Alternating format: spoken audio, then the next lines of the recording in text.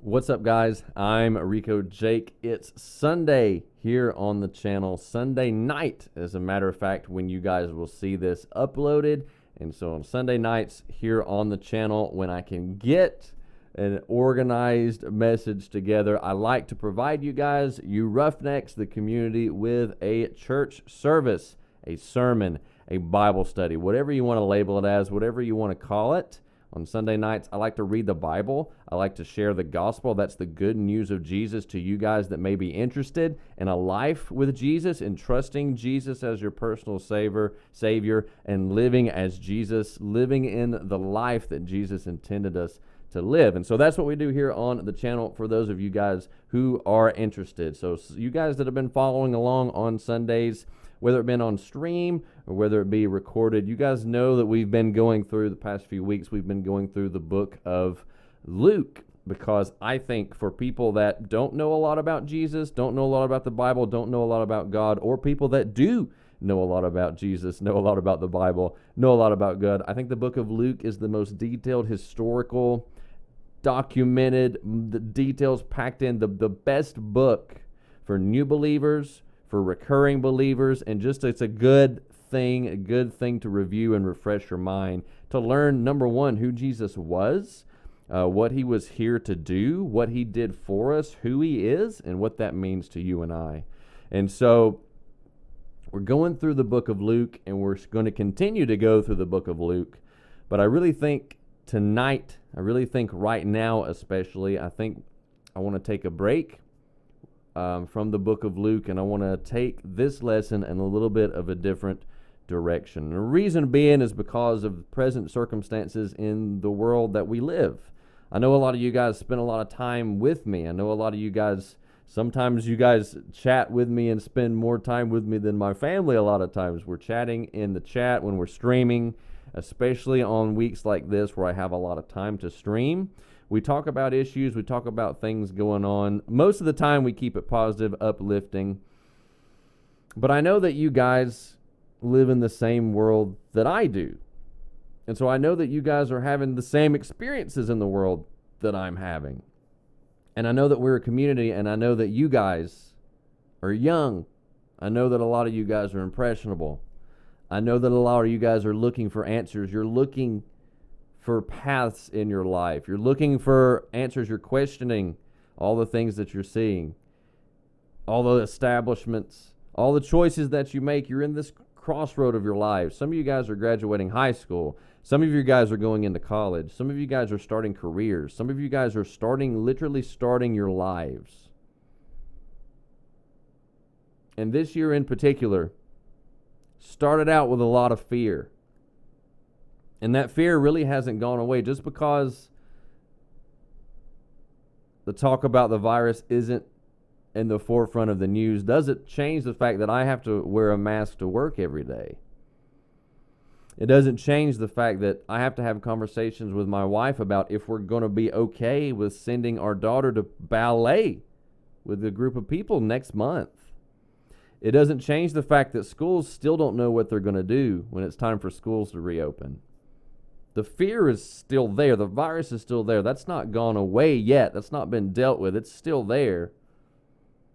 And if you've watched the news in the past week, especially the past few days, you know that established fear that a lot of Americans are feeling, a lot of the fear that you and I are experiencing, that's sort of evolved into anger because of injustices, because of things that happened that shouldn't have happened, because of things that happened in history that shouldn't have happened, that continue to happen today.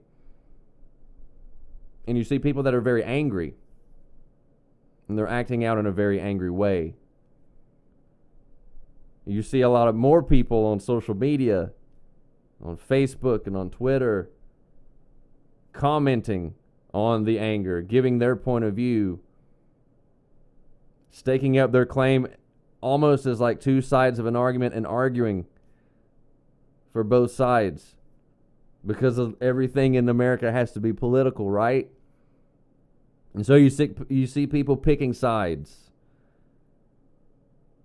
both sides angry at the other, both sides throwing stones at the other, and then you and I are living in that same world together. So where does that put us? Where does that put me? Where does that put you? In the conversations you're going to have with your family, in the conversations you're going to have with friends, in the conversations you're going to have with people, with your social media, with your community.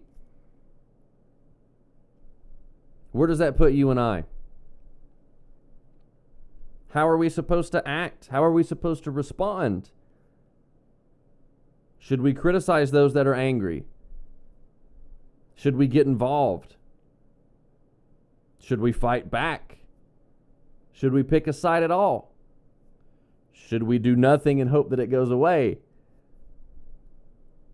How in the world do we act in a world that is hostile?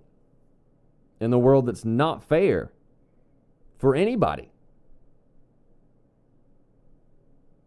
In a world that is ruled by principalities and powers that we cannot even see,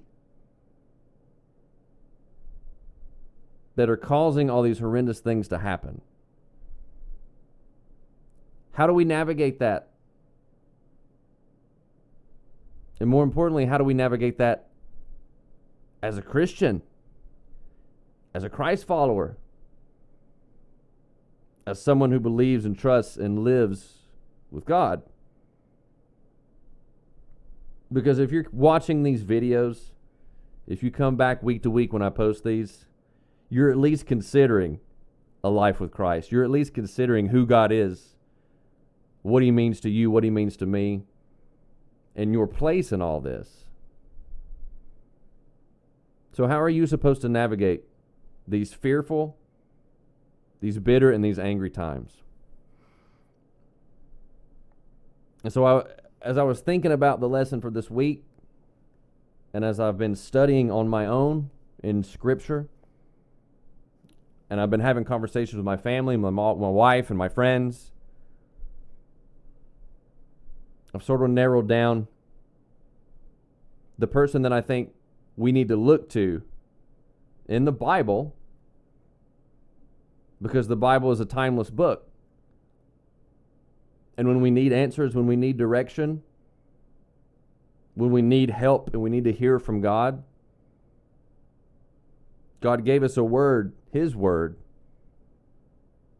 as a tool, as an instrument, as a blessing, as a gift, to help us navigate these times that don't make a lot of sense, and to show us key figures of people that went through injustice, more injustice than you and I could even imagine, and who remained faithful to God to the very end.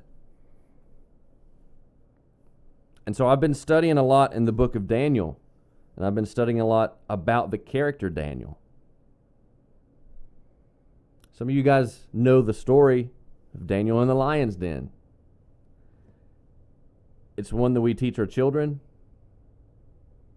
It's one that if you've been to church at any point in your life, you probably are familiar with Daniel. Daniel in the lion's den. Daniel in the lion's den. But like a lot of these stories in the Bible that we repeat and we sugarcoat and we put on a cute flannel felt board, there's a lot of things about Daniel that we don't talk about, that we don't know because we don't read, we don't look. Most of us don't know about the horrible injustices that Daniel and his friends, his family, his people had to face, that they didn't deserve and that they never escaped. But that through those injustices, they remained faithful. And through those injustices, through the circumstances, no matter how difficult they were, they remained faithful, and they became an example to an entire kingdom, a testimony of the power, provision, promises, and fulfillments, all the things that we've been talking about of God. And so I want to read with you guys, and I want to share the story, the introduction, first chapter of the book of Daniel. Daniel chapter 1, verse 1. The heading reads, Daniel's captivity in Babylon. You scholars out there, you apologists out there, you people that want to dig a little bit more into this issue of Babylon, there is a spirit of Babylon that is still at work in the world today.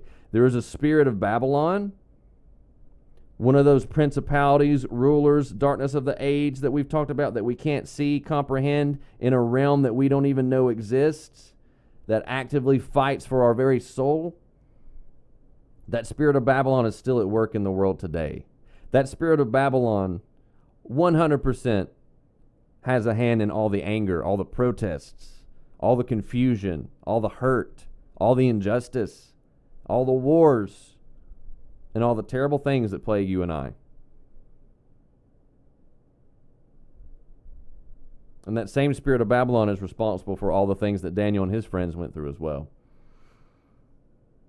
Verse number 1, in the 3rd year of the reign of Jehoiakim, king of Judah, not a good king, by the way, not a godly king, Nebuchadnezzar, king of Babylon, came to Jerusalem and laid siege to it. This next verse is so powerful. The Lord handed Jehoiakim, king of Judah, over to him, along with some of the vessels from the house of God. Nebuchadnezzar carried them to the land of Babylon, to the house of his God, and put the vessels in the treasury of his God. What a slap in the face of God's people. I want to point out one very key thing to remember through all this. If you don't hear anything else that I say ever, hear this. The Lord handed Jehoiakim, king of Judah, over to him, because ultimately what happens, God is in control, no matter what. Nebuchadnezzar, this evil king of Babylon, laid siege, captured God's people, captured God's holy things that belonged in the temple of God, captured them and took them to the places of his God. Not the true God, not the one God, no, his false God. And so just reading this story, you don't have to know a lot about the Bible. You don't have to know a lot about Israel. You don't have to know a lot about history to know that's not a good thing. That's not on the list of things these people were hoping happened to their family, to their kingdom, to their legacy. And we're going to get into why as we continue to read. Verse 3, the king ordered Apenez, the chief of his court officials, to bring some of the Israelites from the royal family and the nobility, young men without any physical defect, good-looking, suitable for instruction in all wisdom, knowledgeable, perceptive, and capable of serving in the king's palace, and to teach them the Chaldean language and literature. Daniel and some of his friends that we'll name in a second are among these that were taken. King Nebuchadnezzar wanted young people. King Nebuchadnezzar wanted young, impressionable, strong, ambitious, smart people that he could take and train in his ways, that he can train in the ways of his God, that he can train in the ways of his knowledge and his control over his people. Turn on the news, guys, and tell me the target age demographic. Tell me the age demographic of the people that you see in the protests. You guys have heard me rant on and on about YouTube analytics, stream analytics. I know the target demographic. I know the amount of people that nonstop fight over young people, over people like you, because they want to hijack your attention. They want to hijack your intelligence. They want to hijack your ambition, your life, your energy, your time, your money, your passion. Think about that. Verse number 5, the king assigned them daily provisions from the royal food and from the wine that he drank. Talk about temptation. When your people have been enslaved and you have been chosen by the enemy to live in their court, to learn their language, their literature, their way of living, and the king tempts you with his food, his drink. Sounds pretty good, right? Sounds like if you get favor, if you do what the king wants, if you do what the world around you wants, seems like you'd be successful, right? Seems like you'd be taken care of, right? The king assigned them daily provisions. They were to be trained for 3 years, an undergraduate study in the spirit of Babylon. And at the end of that time, they were to serve in the king's court. Nebuchadnezzar wanted to undo all of this talk of God that these people have learned. And to be honest with you, if you're God's people in this passage, in this time in history, it's pretty tough to remain faithful, right? Your God just handed you over to the enemy. One key thing to point out, because you guys are going to hear this a lot, as an argument against God. People call the God of the Old Testament, who is the same God as the New Testament, but people call the God of the Old Testament anger and resentful and punishing of his people. If you look up the reign of Jehoiakim, king of Judah, if you look up in books prior to Daniel, how long God's people had been unfaithful, how long God's people had disobeyed, how long God's people had lived in disobedience, the number is about 490 years. I think God's patient enough. Verse 6, among them from the descendants of Judah were Daniel in the lion's den, Hananiah, Mishael, and Azariah. The chief official gave them names, other names, renamed them. Because where do you get your identity in life, guys? What is the world, what does everyone want to tell you to do? They want to tell you to go to college. They want to tell you to go and do all this. You find your identity on your own in college. Right? That your political affiliation is your identity. That your sexuality is your identity. That how you treat and protest issues are your identity. So they gave him new names. He gave the name Belteshazzar to Daniel. That was a false god. Shadrach to Hananiah, another false god. Meshach to Mishael, another false god. And Abednego to Azariah. One key thing to point out that a lot of people miss, if you study the different translations of this passage, I'm in the Holman Christian Standard Version now. If you study the different translations of this passage, you'll see and you'll figure out that Daniel and his friends weren't just turned into slaves, weren't just turned into servants. They were turned into eunuchs. And so for those of you who don't know what that means, what that is, a eunuch, that means they were castrated so that they would never have children. And so that they could never have a wife. So that they could never have a legacy. So that they could never have a family and a pursuit of happiness that you and I get to enjoy. So if you want to talk about injustice, to a bunch of people that didn't deserve it, Daniel and his friends didn't tell Israel to be rebellious for 490 years. They were born into this mess. They remained faithful. They didn't ask to be overtaken by an evil king, to be stolen away from their families, from their homes, forced to learn the language, literature, and serve the evil king that destroyed their home. Oh, and also castrated them so that they could never live a normal life. Not a lot of people know that about Daniel. We know about Daniel in the lion's den. We talk about the positive things that God brought Daniel through. And God does bring Daniel through. But don't miss the details. Don't miss the circumstances that Daniel was forced to live in. Because if you do, you'll live your life and you'll think that somehow your circumstances don't apply to God's word. You'll think that your circumstances are somehow different or somehow unique or somehow or worse than anybody else before. And you'll miss how to live in these difficult times. And you'll miss instruction from people who have been there before.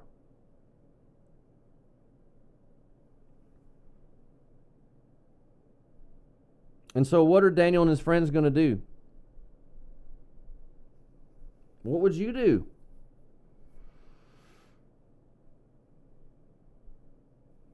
Verse number 8. Daniel determined that he would not defile himself with the king's food or wine or with the wine he drank. So he asked permission from the chief official not to defile himself. God had granted Daniel favor and compassion from the chief official. Daniel's faithful, and God rewards faithfulness. Yet he said to Daniel, "My lord the king assigned your food and drink. I'm afraid of what would happen to me if he saw your faces looking thinner than those of the other men your age. You would endanger my life with the king." What Daniel is asking to do could threaten the life of this servant. All right? We're not talking about a presidential figure that you can name and you can see and you can just think of in history. Think of the worst people in history. What kind of rulers would kill someone over this? Nebuchadnezzar's not a good ruler.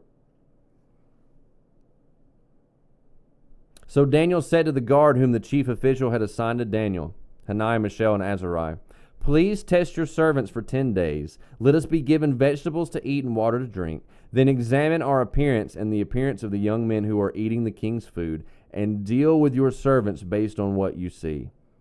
He agreed with them about this and tested them for 10 days. At the end of 10 days, they looked better and healthier than all the young men who were eating the king's food. So the guard continued to remove their food and the wine they were to drink and gave them only vegetables. Daniel didn't go with the flow. Daniel didn't go with the safe bet. Daniel obviously didn't go with the popular choice. He went with the choice that was obedient to God. Not only did he show his obedience to God, but other people saw that obedience to God. Other people saw the favor God gave him. And then look what happens in verse 17. God gave these 4 young men. We didn't hear about the decisions of the other 4 men. We just heard about Daniel. Because Daniel had influence. Because you have influence. A lot of you guys watching my channel, you are streamers. You're content creators. You're people with communities. You have influence. God gave this 4 young men because of the actions of Daniel. God gave 4 young men knowledge and understanding in every kind of literature and wisdom.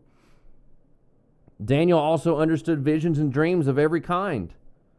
Super important in the next chapter. At the end of the time that the king had said to present them, the chief official presented them to Nebuchadnezzar. Now it's time for their test. They studied for 3 years. Now it's time to see if they're worth serving the king. The king interviewed them, and among all of them, no one was found equal to Daniel, Hananiah, Mishael, and Azariah. So they began to serve in the king's court. In every matter of wisdom and understanding that the king consulted them about, he found them 10 times better than all the diviner priests and mediums in his entire kingdom. Daniel remained there until the first year of King Cyrus. Daniel remained there longer than King Nebuchadnezzar.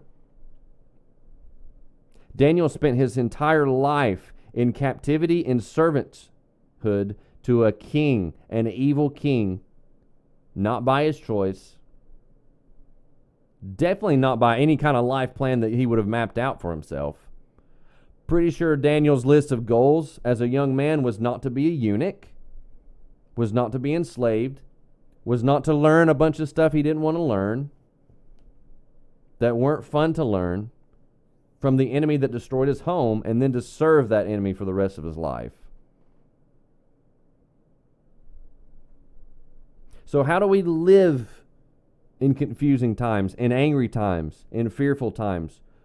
We live obedient and we live faithful to God, because He's always faithful to us. We live and trust in the things that He tells us to do and how to present ourselves and how to act. We consider all the things that we do and we say.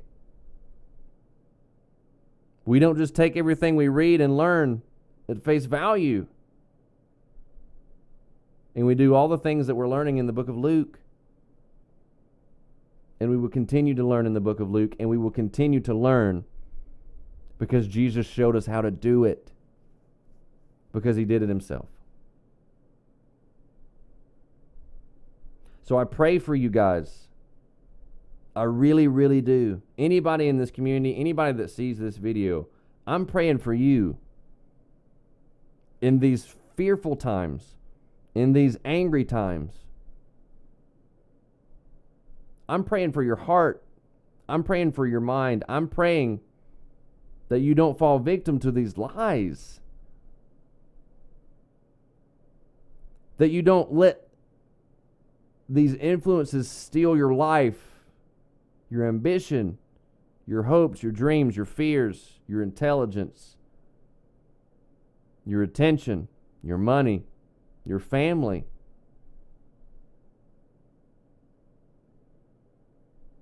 I pray for each and every one of you that you learn and understand the life that God can provide you, promised you, and is faithful to give you if you just make the choice. For anybody that hears this message, for anybody that sees this video, hears it on Patreon,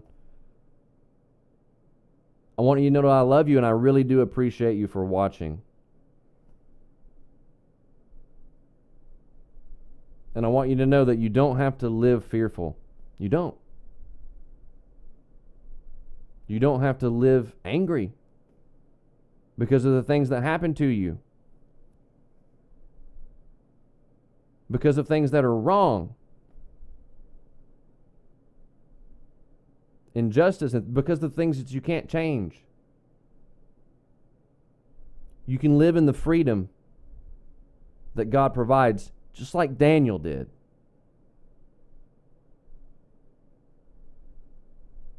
And you can live above all that. So I'm not interested in pulling you guys politically left or right. I'm interested in pulling you guys up to Jesus. And I hope you'll at least consider it. Thank you guys so much. Have a fantastic week, and I'll see you on stream.